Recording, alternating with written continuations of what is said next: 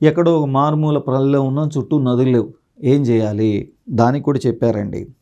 నూతి దగ్గర అంటే బావి దగ్గర కానీ చెరువు దగ్గర కానీ స్నానం చేయవచ్చు. అప్పుడు ఈ క్రింది శ్లోకాన్ని చదివి మరి స్నానాన్ని ఆచరించండి అని అన్నారు. ఏమిటది అని అంటే నదుల యొక్క పేర్లను తలుచుకోమన్నారు.